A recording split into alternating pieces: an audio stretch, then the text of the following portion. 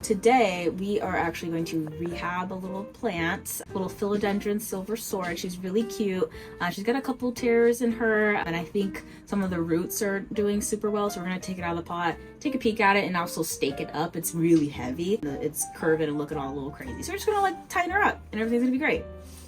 Hi everyone, my name is Kiana and I work with the Standard Design Group Nurseries, and today we are going to be repotting this lovely philodendron silver sword. You can see that it's kind of bending over. It would really benefit from being staked, just so that it can grow a little bit easier and not be so top heavy. One of my favorite features of this plant is actually just the color hue. I think that like sage green is so pretty. What's really fun is as the plant matures, the leaf shape will actually start to change, and it'll look a little bit more like a Y. The reason we're going to repot this right now is because it's gonna come closer to like spring, and the best time to repot is during the spring. It's just the growth season of the plant. The plant's just like really strong, and it's like kind of quote unquote awake, and it's ready and strong enough in order to like be moved into a new environment. So in order to repot, you're gonna need a couple things. Obviously the plant, the pot you want to put it into. It's best if you have a pot that has a drainage hole on it. That just allows the water to flow out and allows the plants to like dry out over time. You need to stake your plants, some bamboo stakes or something just to keep it up. Something to tie the stakes to the plant to. A pair of scissors to cut the tie, or to even cut like maybe like some roots that may look gross or messed up. And then of course you're gonna need some dirt, because plants grow in dirt. A lot of questions we get here at the shop is what kind of dirt do we use? We have an indoor-outdoor organic soil mixture. What that consists of is just some dirt. There's also some pumice in here. That's the little white specks that you're seeing. And there's some orchid bark. Those are those brown pieces. What this does is just breaks up the dirt so it's not so dense. That allows water to flow through. Dirt's really main component is to hold water. And it's good for plants, but not every plant just wants to like keep taking in water all the time. They need like a moment to reset. And so we make nice chunky dirt, and then we use that to repot the plant with. I personally like my mix to be pretty chunky, so I'll add more orchid bark in, and I'll also add some more pumice.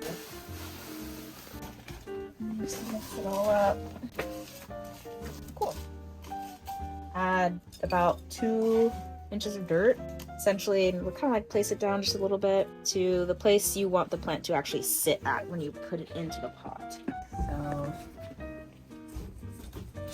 that's like perfect, exactly where I want it to sit. I'm going to actually coax the plant out.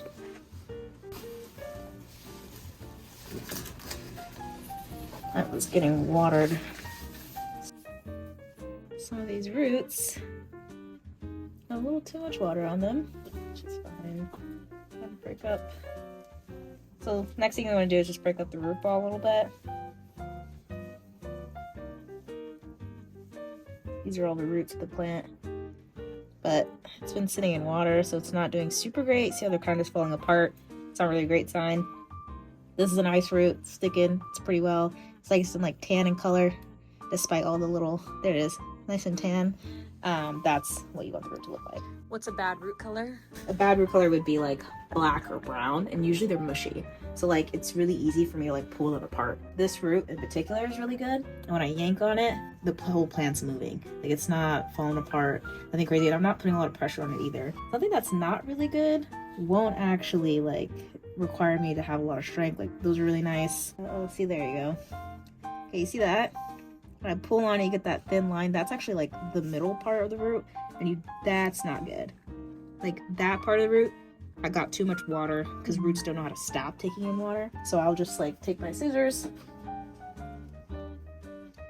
and just go up, and I'll cut right there, right until it looks pretty good. You just don't want to, you just want to take that piece off. Like it's dead at that point. But totally cool if you cut it above, and then the rest of the root's still pretty good. Right now I'm just kind of figuring out how I want the plant to look. I think that's it. After I stake it, which is going to help me identify how I actually want to put it into the pot. So I got my root ball. My roots are free, which is cool. I'm going to put it into here. Into here. That's pretty good. And then you just start packing your dirt in there.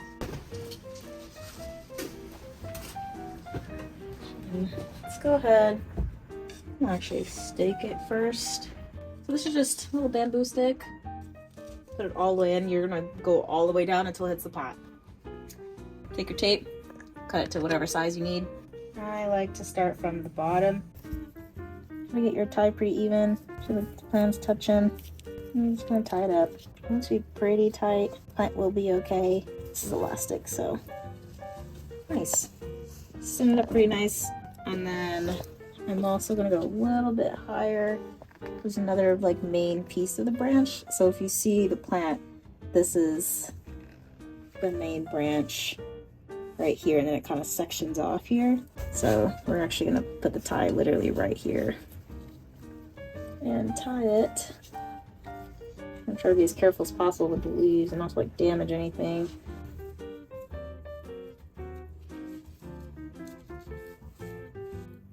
Cool. So those are sitting upright. I like the way it looks in the front. You just want to kind of like place the plant in terms of like where you want to see the leaves, which is nice. Yay! So it's sticking in. I didn't do all the dirt all the way because I still have to do the other side, but that way this doesn't fall when I'm actually staking the other side. That's what the front of the plant looks like. So I just want to place it where, however I like it best. I like the plant to look nice and full. I'm probably going to put something along here. I think that looks best. I might pull that leaf over here so it looks really full. So again, just take your stake, put it in between, so that should help it out a little bit. And then same thing, get your tie. And can this dirt be reused? Some of the rotting roots were in there. Rotting roots is like the perfect place for fungus to start growing, so it's not a great idea. I'd rather use new dirt so like the roots don't get gross and affect the actual health of the plant, because we already removed the bad roots. We don't want to put it back in there. So new dirt is really great, and especially something like this wet is just kind of a lot. It's got like some like pumice in it, which is nice, but this is not chunky dirt. This is chunky dirt, and you can see the way it breaks. You see like this looks solid after this. Even if I wetted it, wouldn't do that because you have these really large pieces that are breaking it up. You can also wear gloves while you do this. I choose not to because I have really small hands and there are not gloves small enough for my hands, so I don't mind getting a little bit dirty. It's fine, just wash your hands after. And again, you just want to tie the main stem so you can follow the main stem. The main stem will be the one, see it's right here, right there, and it kind of comes up and it's coming up here, it's wrapping around. It's pretty extensive, but the main stem is what you want to put to the stick. Don't take anything like a piece of the leaf, that'll damage it. That is what's going to help keep the plant growing upward. But the main stem is a lot stronger than the leaf, and God forbid the leaf breaks, then it's not attached to the stick anymore. The stem is what you really want to be on there.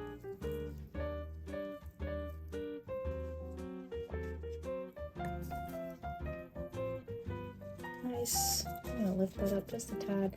Make sure it's pretty tight.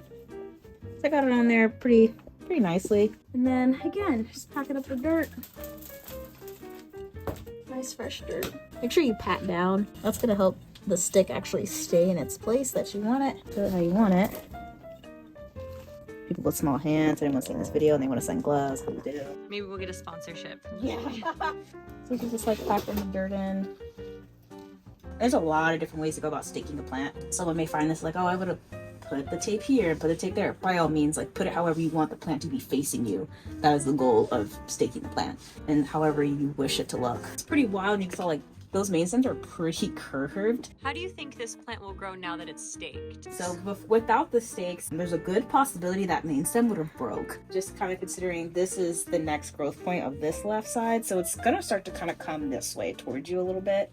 This one is also going to start to come towards you a little bit. In the event it does get bigger, you can also restake it or like put something else on here to kind of like help it grow out. And philodendrons are really great and like really fast growers. And it should grow pretty nicely. It's still going to get a little whimsical and a little weird looking. And it's like really pretty. It's doing super well. I mean, it's got like a bunch of new leaves coming out. And then if you ever see something that like doesn't look as good, like for example this leaf on the bottom leaves tend to go first before like any top leaves do. Totally fine, just pop it off. Like if you don't like the way it looks, it has yellow on it, so like that'll drive me crazy. So I'll just pop it off. It's heading out the door anyway. It really doesn't matter. It does have a hole in it, so this will help kind of like that growth process. We'll put it in a place where it won't get hit. Sometimes people hit our plants. I mean like literally someone will like walk by and like snatch onto our plants or like something happens. It's an accident, but it causes things like this. And this is not detrimental to the plant. You can already see it's actually healed itself up. Kind of like us when we scar. It's very similar. The plant will be fine. It's got a bunch of new growth. Everything's fine. Usually if you see like a spot like in the middle or something going on, they're usually like black or brown. That could be a sign of fungus. Just not good. And there's a couple ways to treat it. Yeah, fungicide is usually the best option. In the beginning of the video, we were taking off like roots that were rotting. That's why we do that, so that nothing spreads to the plant. That's why we give it new dirt. That's why we like take these precautions. And it also just helps promote new growth for the plant. If you do see something like that, always do your research, because plants, when they turn yellow, sometimes it's overwatering, sometimes it's underwatering.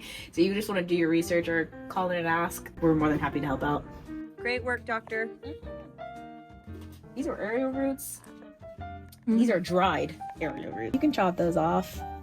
It'll grow new ones. But they're not doing anything now, so there's not really any need for them.